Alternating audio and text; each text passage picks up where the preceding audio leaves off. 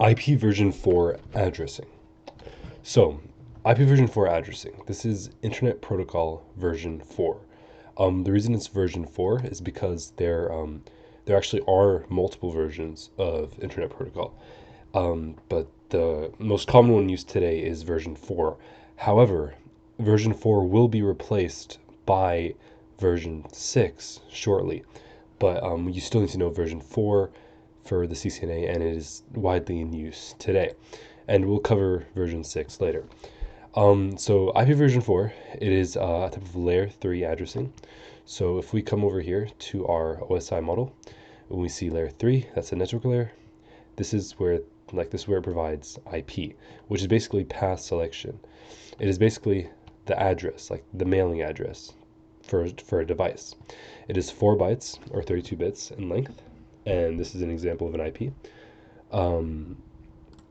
This is the bits, right, that make up the IP, and they're written in binary. You need to know binary. So the first bit would be 1, and then 2, and then 4, 8, 16, 32, 64, and 128. Memorize these. You need to know them. So, for example, for 137, the 1 bit is on, so it's going to be 1 plus, and then the 8 bit is on, right?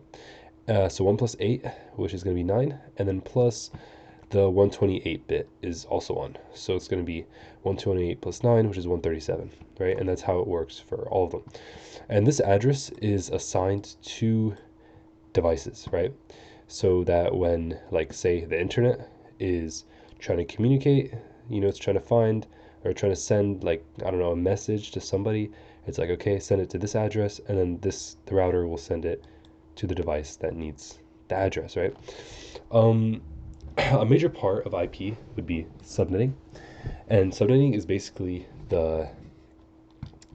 it's what differentiates the network portion of the IP address versus the host, or like the street address versus the home address, right? So say we have an IP over here, right? And this is our subnet mask, 255.255.255.0, right? That basically means that this is the network, right? And the other part is the host, right? The host portion. So if somebody is trying to, like, say the internet is trying to send something over here, right? It would send it, okay, I'm sending it to the network address, right? And then in that network address, I'm sending it to a specific host, which would be .1, or it could be 225, right? So there are 5 classes of subnets.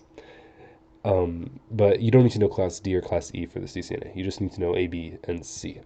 So class A looks like this, 255.0.0.0. That basically means that this is the network portion, and everything else is the host portion. So it's going to have a /8 mask. It can support 128 networks and 16 million hosts per network, right?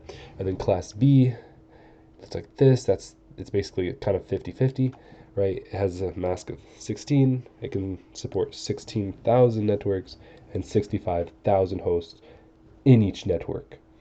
And then class C, which is a large network address, it can support 202 million plus networks and only 254 hosts per network. So you can see how these ones have different uses.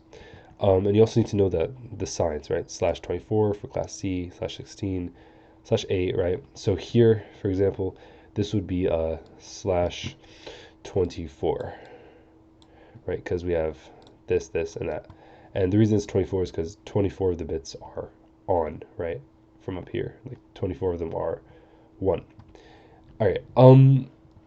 The network address, right? Specifically, that would be where the host portion is all zeros, right? So this is a call to the network, right?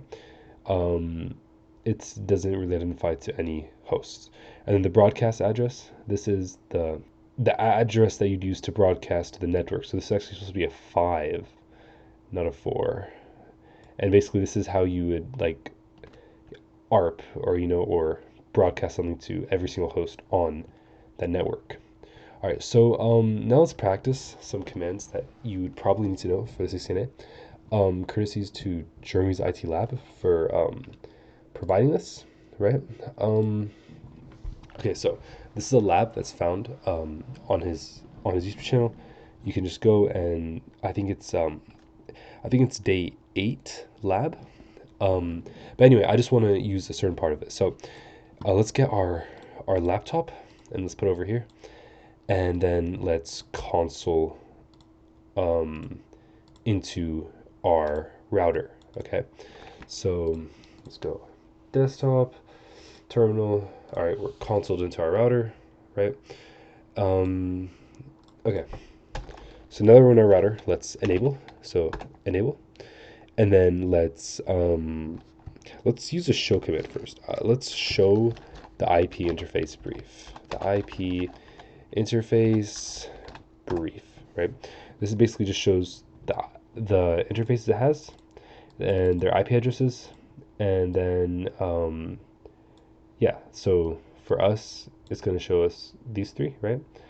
G00, G01, and 02, and they're all unassigned IP and they're all administered down. So Cisco routers, their interfaces are always administratively down by default. Okay, so let's configure one of them. So conf t, let's get into configuration terminal. And then here we're going to try a new command. So this is interface, and then we're going to go into the interface, which is G0/0. All right, now we're into the interface. Now we're in interface configuration mode. Here's where we can do stuff specific to the interface. So let's set an IP address. IP address, and then let's say the IP address is going to be 15.255.255.254 with a mask of 255.0.0.0, right? And I'm taking these numbers from up here, and then let's enable it. No shutdown, and now we turn it on. You can also add a description, so we can do description and then put the description, which would be like, let's say 2 switch 1, right? And yeah, so if we do show IP interface brief, and the reason I put do is because when you're in user exec mode, you need to use do so that it will force the show command onto it.